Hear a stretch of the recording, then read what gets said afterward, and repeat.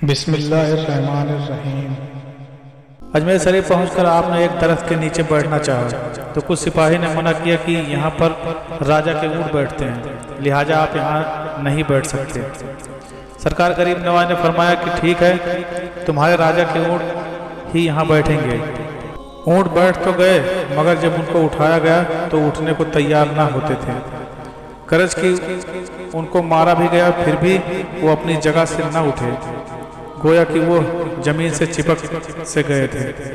सारा वाकया कह सुनाया तो वो बोला कि जरूर ये उस फकीर के साथ की गई बदआमाली का सिला है, सो उन्हें ढूंढो और उनसे माफ़ी मांगो।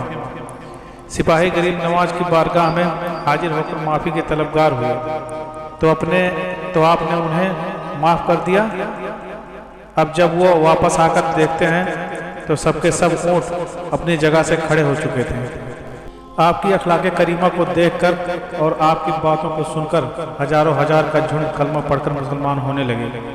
तो घबराकर सिपाहियों ने आप पर पानी बंद करने का हुक्म दिया और सोचा कि जब पानी ही न मिलेगा तो ये यहाँ से चले जाएंगे। ख्वाजा गरीब नवाज ने अपने मुरीद को अना सागर पर भेजा और कहा कि एक कासे में पानी भर लाओ।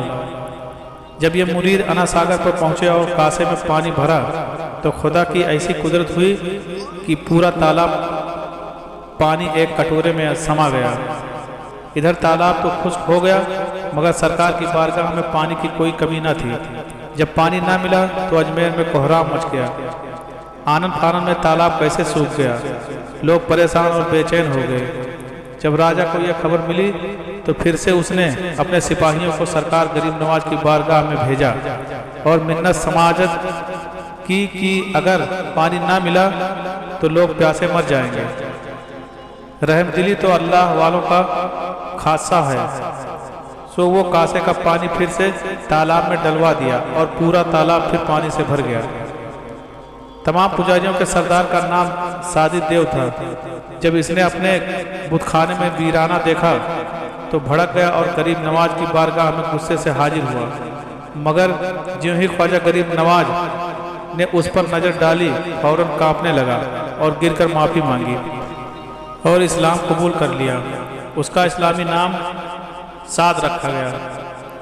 जब 80-90 हजार लोग मुसलमान हो गए तो राजा पृथ्वीराज घबरा गया और सरकार गरीब नवाज को रोकने के लिए अपने गुरु और हिंदुस्तान के सबसे बड़े जादूगर अजय पाल को बुलाकर ख्वाजा गरीब नवाज के सारे हालात से वाकिफ कराया।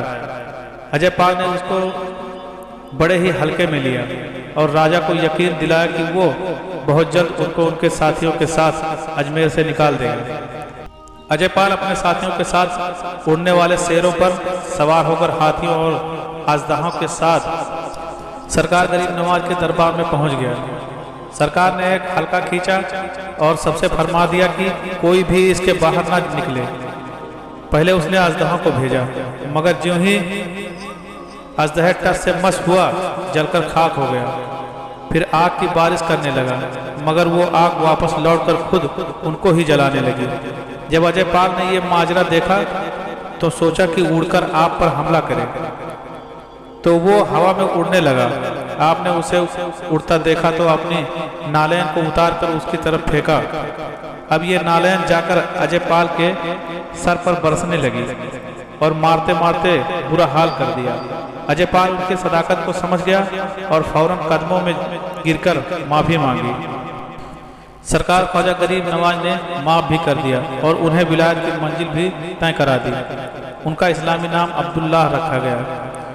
उन्होंने अर्ज की कि हुजूर, मुझे हयात अब्दी अता फरमाई जाए। आप मुस्कुराकर फरमाते हैं, तेरी ये तमन्ना भी पूरी हुई। कहा जाता है कि अब्दुल्लाह अब भी जिंदा हैं और उन्हें अब्दुल्लाह बियाबानी के नाम से पुकारा जाता है और वो भटकों को रास्ता बताते हैं।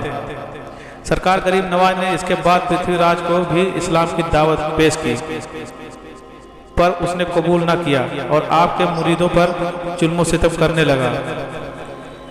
आपने उसे अपने मुरीदों पर जुल्म न करने की सिफारिश भी की, मगर वो नहीं माना।